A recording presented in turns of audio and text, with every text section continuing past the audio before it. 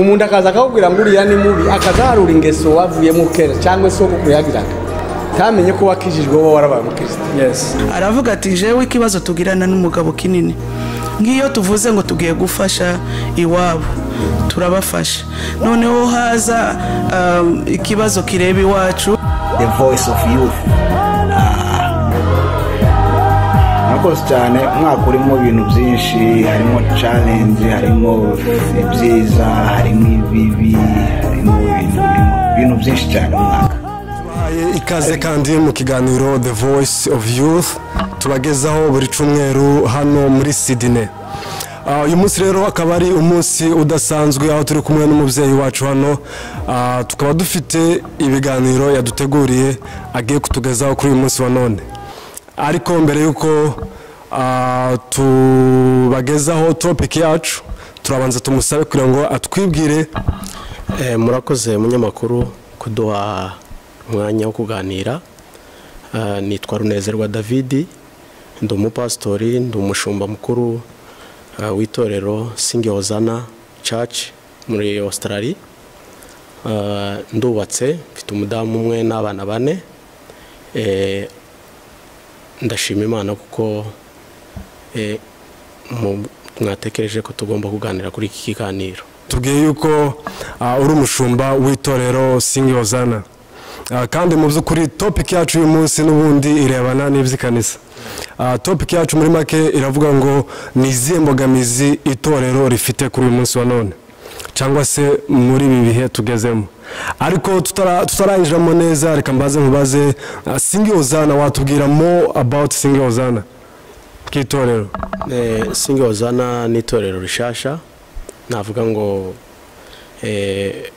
rishasha muri Sydney, ariko si rishasha ku isi, nuko ryafite inkomoko riva muri Afrika mu Bugande, noneho tuza kuritangiza hano muri Australia, hano Sydney. Niyerekwa mbese muri make. Yes. Urumva amazina yayo Singe Hosanna riva mu ijambo ry'Imana, aho Yesu yageze i Yerusalemu,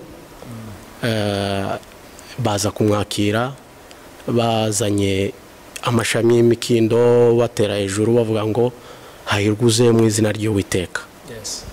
Batera hejuru, naho ijambo ry'Imana twarikuye ko hahirwa mu izina rya Yesu. Yes.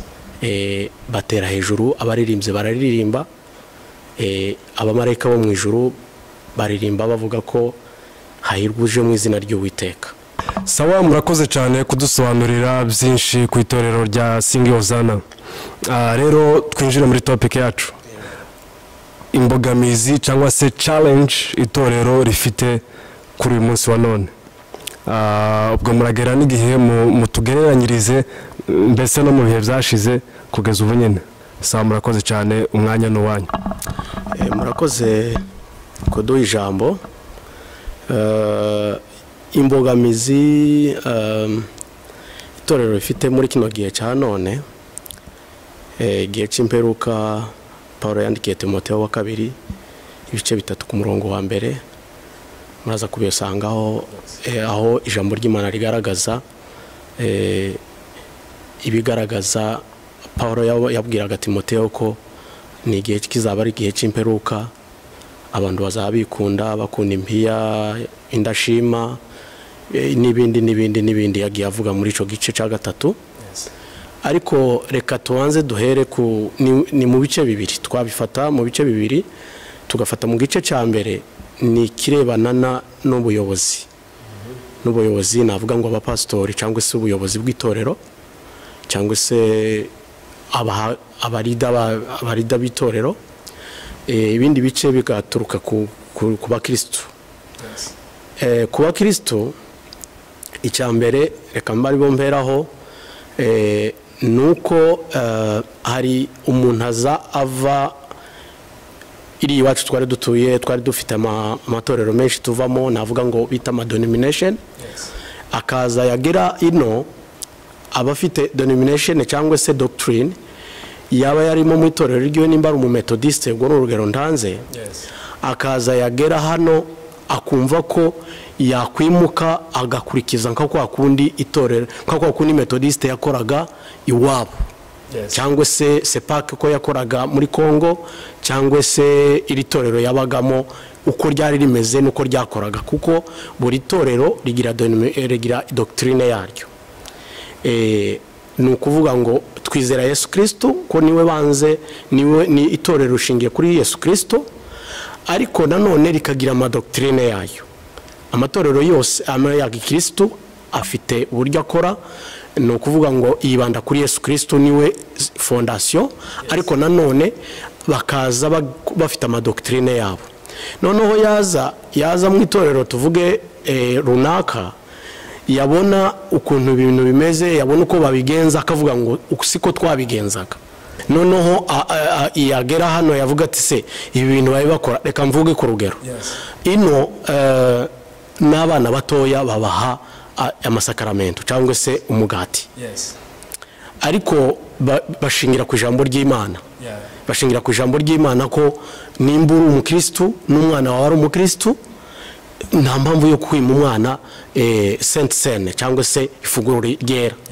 Noneho ibyo ngibyo bikamucanga ugasanga aravuga ati bano baraguye cyangwa se bano nsinzi, ariko biri biblique, ni ijambo ry'Imana. Ico ni cyambere, ni doctrine. Araza yavuye iriya akaza yashikino agasanga hari indi doctrine, none bikamucanga ugasanga arashaka navuga ngo ningo kuza n'ubuyobozi akavuga ati bisi kuriya babikora si kuriya babikora. Iyo niyo challenge ya mbere kuba Kristo bishingiye no kubumenyi bukeya bwo kutamenya ijambo ry'Imana.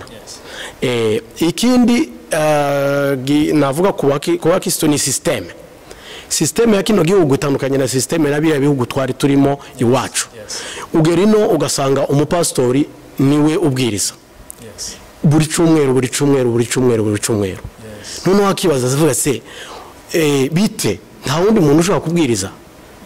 Bigaragara ko biramucanga, ariko muri make ugasanga mu by'ukuri kuko impamvu uwo mupasiteri abwiriza buri munsi buri cyumweru ni umwungeri nico yasigiwe, yarabyigiye, arabinonosora, niwo muhamagaro, nibyo yigira. Mbese n'umwarimu ni nguko uvuga ngo ni nguko utovuga ngo iyo ugiye ku ishuri ngo se kubera iki njewe ntigisha. Ni ukuvuga ngo umwarimu arigisha buri munsi kubera ko afite ubwo bumenyi yarabwigiye. Ni ukuvuga ngo wenda dufate urugero nk'aho duturuka muri Kongo. Ni ukuvuga ngo buri mukristo wese ubarizwa mu ikanisa runaka yabaga afite uburenganzira bwo gusangira ijambo ry'Imana. Yari afite uburenganzira bwo gusangira ijambo ry'Imana maregere n'ubwo yobivuga uko abyumva.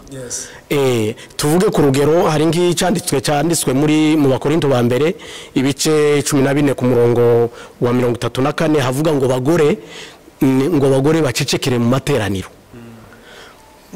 Ni ukuvuga iyo uvuze ngo abagore ijambo ry'Imana riravuga ngo abagore nibaceceke mu materaniro, Paulo yavugaga amaze gusanga ubwo nimba ari interpretation atarize neza amenya ngo impamvu Paulo yandikiraga Abakorinto ba mbere ico yashakaga kuvuga kugira ngo abagore baceceke ntamenye icyo arico.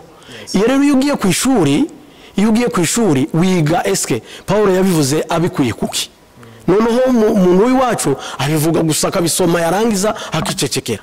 Noneho ico gihe ntamenya eske Paulo yabivuze abwira abo badamu ni baceceke ashingiye kuki? Ico ni kibazo rero. Ni ukuvuga ngo Paulo yabivugaga ari uko abadamu bageraga mu harakajagari. I Korinto harakajagari mu rusengero.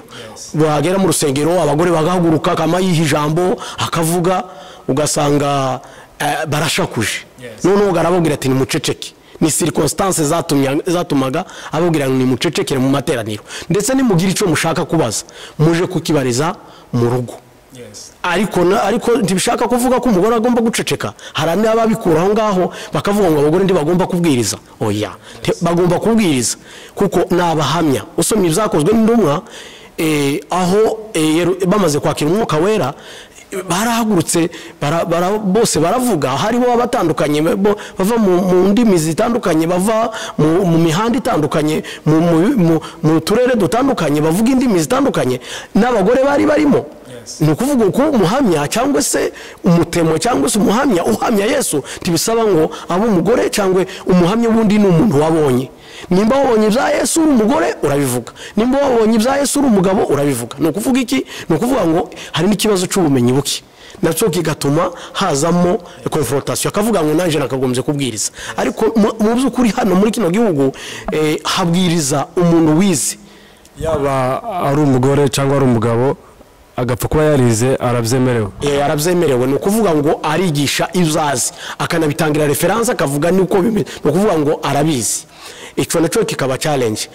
Muri iyo challenge nyine y'ubumenyi bukeya ni nacyo kibazo usanga ku ruhande rw'abashumba cyangwa se abapastori navuga baza baravuye iwacu ari abapastori gusa barasengewe ariko batarize theology, batarize ijambo ry'Imana. Iyo bageze ino rero birabacanga, ni system. Ntabwo waza utarize ugera ino bakakubaza ngo ese unyereka diplome yawe, certificate yawe ko wize theology, kuko bumva ko wakagombye kwigisha ivyuzi.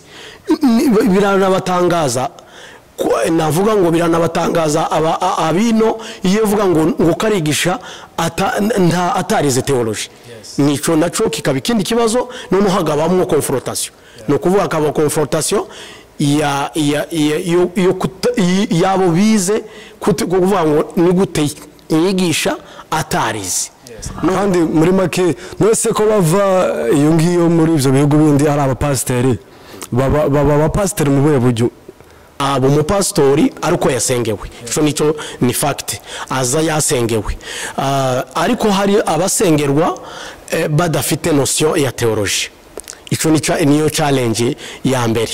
Ni ukuvuga ngo yakagombye kuva muri biriya bihugu afite notion ya theology, cyangwa yabatayifite akazino akiga akagira notion ya theology kugira ngo aza guhura na challenge zimwe na zimwe zituma ahura n'ivyo bibazo by'abakristo bamubaza bijyanye n'ijambo ry'Imana kugira ngo agire ubumenyi kuri izo bintu.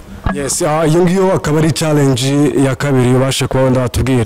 Wenda dukomeze muri topic yacu, izindi challenge itorero zifite muri iki gihe. Izindi challenge ya itorero ifite nuko hano hari freedom. Hari freedom, umuntu ava muri ritorero akaja muri indi akaja mbese akaba ya azenguruka uko ashaka. Iri iwacu zagendaga gute? Ni ukuvuga ngo wavaga muri ritorero runaka ugasaba urwandiko ruguhesha urwo kuja mu yindi torero. Nimba uvuye ahangaha kubera impamvu uvuye Sydney ugiye Newcastle cyangwa se uvuye Newcastle ugiye Urungongo, wakagombye kuba ufite urwandiko rwa pasiteri wawe rukwemeza uvuga ngo wari umukristo kubera impamvu z'uko wimutse, uhawe urwandiko niyo mpamvu. Ariko umuntu aragenda yabato atumva neza, wenda hari ibyo atumva akagenda kundi mupastori, undi mupastori nagahita mwakira atiri wabaza ngo ese ngo uyu mukristo ajeti. Wenda bikiraho nk'abapasiteri mu bifata gute? Nimba bishikana bikagenda gutyo muzumva gute? Twebwe rero twakagombye kuzumva, ntabwo ubukristo ntibujya buhinduka cyangwa se uko umuntu yizeye ntiguhinduka. Ni ukuvuga ngo wakagombye kuva uva ukaja aho ugiye ufite ubuhamya bwiza. Ni ukuvuga ukashaka urwandiko rw'umushumba wawe rukwemerera kuza aho ngaho. Ico gihe rero kugira ngo uze kumenya ko muzo kuri aho waruri wari umukozi w'Imana, naje uwo nakiriye umukozi w'Imana cyangwa se nakiriye umukristo wari ufite imirimo mu rusengero wakoraga. Paulo ko yandikiye abakorinto nanone yagiye avuga impano z'umwuka wera. Buri muntu wese umukristo agira impano z'umwuka wera. Nuvuga ngo yakagombye gukoresha impano ziwe mu gihe avuye ahantu hamwe agiye mu rundi rusengero agakoresha izo impano z'umwuka wera. Yes. Okay, murakoze cyane. Wenda ikindi kintu no kwifuza ko tuvugaho, murabizi ko twavuye muri Afrika tuzana muri ibihugu by'abazungu mu mahanga. Mu by'ukuri wenda uko byatugendekeraga turi iwacu muri Afrika, uko twajaga kwinjira, uko twazanaga abatizera mu itorero, uko imigenzo yose kanisa uko byagendaga muri Afrika, kamwe abapasiteri iyo mugeze hano muri Australia cyangwa mu bindi bihugu by'abazungu musanga ari cyo kimwe. yani umuco w'umukristo hano muri Australia n'umuco w'umukristo wo muri Afrika mubona bitandukanye ibyo ngibyo navyo ntibya birimo imbogamizi.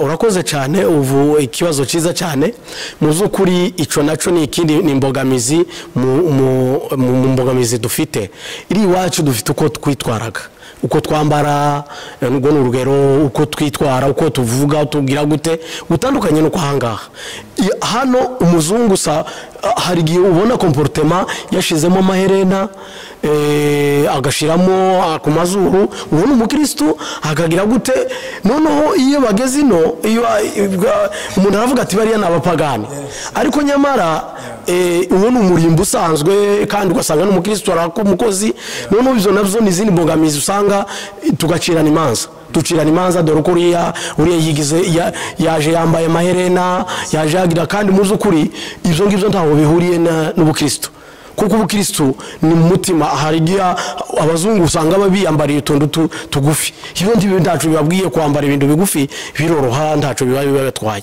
niyo mpamvu rero nayo ni indi challenge duhura nayo mbese izi mbogamizi yose muvyitwaramo gute muravyakira cyangwa mugerageza kuba wenda mwabahindura? Turavyakira kubera ko nivuga butumwa nimba tuvuga ngo twavuye iwacu twaje ivuga butumwa tuvuga ngo Imana yatuzanye hano gukora uvuga butumwa ntabwo tugomba gucira urumanza rero abantu tubona usanze n'imyambarire yabo n'ibiki byose Yesu yabanaga n'abanyabyaha Yesu hari igihe yicaranaga n'abanyabyaha abafarisayo bakavuga ati uyu muntu ndasanzwe naho hari difference ya Yesu n'abafarisayo cyangwa abanyedini ba kera babonaga Yesu yicaranye n'umuntu w'umunyabyaha bagatangara kandi koko arico camuzanye Yesu yaje gushaka abanyabyaha purudirike bariya abantu nico cyatuzanye nukuvuga ngo tugomba gushaka uburyo tubana nabo maregre na comportement zabo wenda tubona zidashimishije reka tubarebe twicarane nabo tuganire nabo ariko muzukuri kugira ngo tubazane kuri Yesu kugira ngo uzane umuntu kuri Yesu kandi biragoye twe ino uja gukomanga ku muntu akakubwira ngo sinshaka kuga cyangwa wamuganiriza akavuga ati nta mwanya mfite ndaguhamagarira polisi cyangwa se kuraza kunyinjirira mu buzima ntiwansabye urusha ntiwagize gute nukuvuga nabyo ni yindi challenge nukuvuga ngo dufite ni izindi strategy twakagombye kwiga zivuga butumwa sitameze actually ico nico kibazo nashaka kubaza next hano hanze kugira ubwinjirire umuntu umuzana kuri Yesu ukuntu iwacu twavyitaga mu kwemeza hano bimeze gute bihagaze gute ko mbona nkuko abitubwiye mbere bavuze ngo hano hari freedom nyinshi abantu bafite uburenganzira bwo gukurikira ikintu bashaka ariko kugira ngo uzane umuntu mu myizerere atarasanganywe iyo ni challenge ikomeye cyane naje ushobora kuba nahamye abo bantu mubafasha gute nk'abapasiteri mubazana gute mubemeza gute? Hari systeme nyinshi zo kugira ngo ubundi si twebwe twemeza twebwe umwuka wera ni ukonvisinga ni kuko dukurikirana ijambo ry'Imana uko rivuga ngo umwuka wera azabemeza ni ukuvuga icyo dukora nko kuvuga icyo dukora rero ntabwo twinjirira umuntu mbere yo kuza kuganiriza umuntu urabanza ukamwibwira ukamusaba ko mwaganira iyo akwemereye waba muri trene cyangwa se muri ahantu mwicaye muraganira bagira umuco wo kwivuga umuco mwiza cyane bagira umuco wo kwivuga mbere yo kugira icyo akora arakubwira ati nitwa naka nawe ugahita umubwira ati nitwa naka warangiza ukatangira ukamubaza ibibazo muri ico kiganiro rero naho mwahera kuganira iyo umvise mutangiye kuganira ivy'Imana kumva ashaka kudashaka kumuganira uramureka iyo ni challenge ushobora no gukora aka brochure ukamuha kanditseho wenyine agasoma akaba yasoma yarangiza iriho adresse Imana ikamwemeza ni ukuvuga ishobora kuba hariho passage biblique zazindi akaba arizo agasoma akayasoma agasanga ni mu ijambo ry'Imana akaza ubwo ni ubundi buryo ni uburyo bwo kubwiriza hano buragoye ni bwinshi ni bwinshi, ni uburyo bwinshi, ariko ni uburyo busaba kwitonda, kuko hano harani mu mategeko kandi ntibemera ko umuntu ahagresa undi cyangwa se abwira undi muntu bijyanye n'imyizerere itandukanye. Ico giye kwemereye rero uramuraganira, ariko yagiye guhakaniye urabireka mugashaka iyindi strategy yo kugira ngo ubwo butumwa bukorwe. Yes, nose ntabyo mugonganira wenda n'abandi ba pasiteri musangino, wenda kubera ko mukorana, wenda ukavuga ati aho siho, nawe akavuga ati niho, cyangwa ukavuga ati ibyo sibyo, wenda nawe akavuga ati sibyo, kubera ko muri abapasiteri mwembi ariko muturuka mu mico itandukanye. Kenshi ntibikunze kubaho kubera ko twese n'ijambo ry'Imana tugenderaho. Nono birumvikana urumva imbogamizi ni nyinshi, ariko turaguma dusatire ku musozo wacu. Niki wokangurira abapastori muri iki gihe kugira ngo umurimo w'Imana ukomeze ugende neza? Mbese ico nakangurira abapastori nuko ijambo rya mbere nimba ndabizi ko gukekeranya bafite umuhamagaro bahamagawe n'Imana, kandi umutwaro barawufite kugira ngo bageza ubutumwa bwiza ku bantu bose mu mahanga yose. Icambere ni bagende biga ijambo ry'Imana, bagende bige ijambo ry'Imana, bashake formation ishobora kuba ya theologie y'umwaka y'imyaka 2, bakiga Bible study, bakiga ijambo ry'Imana kugira ngo babone ico bavuga, kuko bazahura n'abantu bazi ijambo ry'Imana, baba barasomye ijambo ry'Imana. Niba batera amajambo cyangwa se niba bavuga ku ijambo ry'Imana babura uko basubiza kuko batazi ibyanditse. Niyo mpamvu bakagombye kwiga ijambo ry'Imana bakanasenga, kuko kwiga ijambo ry'Imana ni kimwe, icya kabiri bagasenga. Muzukuri Imana izabafasha kugira ngo ashobore guhangana n'ibi bihe turimo, ari bihe by'imperuka, aho Bibiri ivuga ko abantu bazahura n'abahanuzi b'ibinyoma, abahanuzi b'ibinyoma bazaduka, bazaba bavuga ibidahwanye n'iby'ijambo ry'Imana. Abo bose Paulo yarabivuze, yabibwiye Timote, aramubwira tuzahura n'inyigisho ziyobya zijanye n'irari iz'abantu, inyigisho zijanye n'inyungu z'abantu, atari kizozazitsinda ari uko wize ijambo ry'Imana n'Umwuka Wera akadufasha. Yes, no kuvuga ngo wenda iyo nayo wenda abarindi challenge, wenda hari abantu benshi badashobora kuba batandukanya abahanuzi b'ibinyoma n'abahanuzi b'ukuri. Ese abo bo wabagira izihe nama kugira ngo babashe kumenya uburyo bitwara muri iki gihe? Icyo nababwira nuko basoma ijambo ry'Imana. Ijambo ry'Imana ririkiriya, rirasobanutse, aho abahanuzi b'ibinyoma Bibiri irabivuga, irabisobanura neza. Sinavuga ibice byinshi, ni byinshi muri Bibiliya bigaragaza abahanuzi b'ibinyoma bitwaza bashingira ku ijambo ry'Imana, bashingira ku ijambo ry'Imana bakarigoreka uko ritari, hanyuma bakavuga ibijyanye n'ibyirari ryabo. Ico gihe rero bazabatsinda ari uko basomye ijambo ry'Imana. Tugana ku musozo wacu, murakoze cyane kudusangiza imbogamizi itorero rifite kuri uyu munsi wa none. Tugana ku musozo wacu, urubyiruko iri n'ijwi ry'urubyiruko nk'abapasiteri, ni izihe nama mwaduha hanyuma turangiza ibiganiro byacu by'uyu munsi? Murakoze cyane. Inama nagira urubyiruko nuko urubyiruko rugaragazwa n'imbaraga cyangwa se ubushake, gukora cyane, kutamera nk'abantu b'abasaza cyangwa se abantu badafite imbaraga. Ikigaragaza urubyiruko ni ugukora, nuko bagomba ko icambere bagombye kumenya ubushake bw'Imana, kumenya ubushake bw'Imana kuri bo. Usomye muri Yesaya ibice 43 ku murongo wa 7 biravuga ngo nzanira abantu banje ngo abo niremeye kugira ngo bampeshe icubahiro. Ni ukuvuga mwakagombye kumenya ise niki Imana yaturemeye kugira ngo tuheshe icubahiro, kandi kuhesha icubahiro muzukuri urubyiruko ni abambere kugira ngo baheshe Imana icubahiro mu mbaraga zabo, mu busore bwabo, mu itorero. Ni ukuvuga ngo itorero ridafite urubyiruko nta torero yari hari. Murebe muri aya matorero yo mu Buraya ya hano iwacu muri Australia, usanga abenshi n'abasaza. kandi urubyiruko ruri hariya hanze rudakijijwe rutari aho ngaho rudakora mu by'ukuri ruje rukaza mu itorero ryagira imbaraga ryagira iterambere mu buryo bw'umubiri ndetse n'uburyo bw'umwuka ni ukuvuga ngo nibi ngibi ikiganiro twari tuganira nk'aba munyamakuru ni ukubera ko uru rubyiruko ni ukuvuga ngo urubyiruko nirwo rukora ibintu zose byaba ari ibyo mu mwuka ari iby'imbaraga zisanzwe ari kwiteza imbere mu rubyiruko ni ukuvuga ngo turahamagarira urubyiruko kugira ngo ruze mu itorero rukoresha impano zabo Imana yabahaye iyo ni impano ya mbere Imana igenda itanga impano bamwe ibagira nk'amwe abanyamakuru abandi kabagira ab'ijambo ry'Imana abandi kabagira abacuranzi abandi kabagira ni ukuvuga ngo mu rubyiruko harimo impano nyinshi izo mpano rero muzikorera Imana muzizane mu rusengero muzikorera Imana. Sawa murakoze cyane tubashije kubashimira kuba mwatwitabye mukabasha kuganira natwe Imana ibaheze umugisha.